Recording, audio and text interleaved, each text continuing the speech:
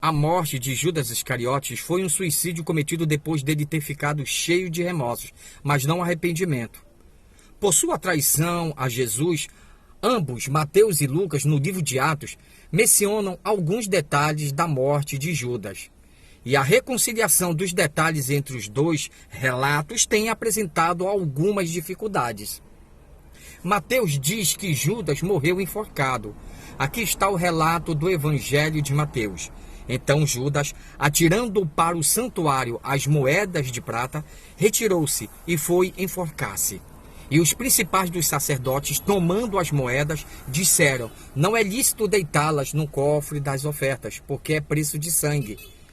E tendo deliberado, compraram com elas o campo do oleiro para cemitério de forasteiros.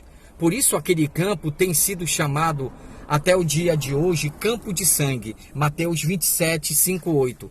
Lucas diz que Judas caiu em um campo e que seu corpo se rompeu. Aqui está o relato em Atos. Ora, este homem adquiriu um campo com o preço da iniquidade e, precipitando-se, rompeu-se pelo meio, e todas as suas entranhas se derramaram.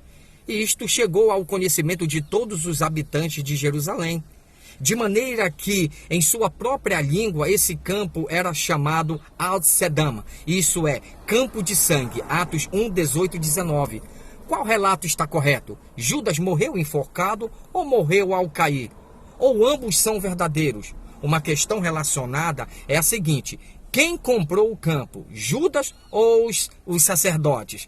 Com relação a como Judas morreu, aqui está uma simples reconciliação dos fatos. Judas se enforcou no campo do oleiro, Mateus 27, 5, e foi assim que morreu. Em seguida, depois que seu corpo começara a decair e inchar, a corda quebrou, ou o galho da árvore que estava usando quebrou e seu corpo caiu, rompendo-se na terra do campo do oleiro, Atos 1, 18 e 19. Note que Lucas não diz que Judas morreu de queda, apenas que o seu corpo caiu. A passagem de Atos presume o enforcamento de Judas, já que um homem caindo em um campo normalmente não resulta no rompimento do seu corpo. Apenas a decomposição e a queda de uma altura poderiam fazer com que o corpo se abrisse. Sendo assim, Mateus menciona a verdadeira causa de morte, e Lucas se concentra mais no horror que a cerca. Com relação a quem pagou pelo campo, aqui estão duas maneiras possíveis para reconciliar os fatos. Primeiro, Judas foi prometido as 30 moedas de prata vários dias antes da prisão de Jesus, Marcos 14, 11. Em alguns momentos, durante os dias que antecederam sua traição a Jesus, Judas tomou providências para comprar um campo, embora nenhum dinheiro ainda tivesse sido transferido.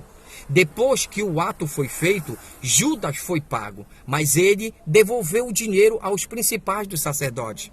Os sacerdotes que consideravam a prata como dinheiro de sangue, completaram a transação que Judas havia iniciado e compraram o campo. Segundo, quando Judas jogou as 30 moedas de prata, os sacerdotes pegaram o dinheiro e usaram para comprar o campo do oleiro. Mateus 27, 7. Judas pode não ter comprado o campo pessoalmente, mas forneceu o dinheiro para a transação e pôde então ser considerado o comprador. Amém? Que Deus te abençoe.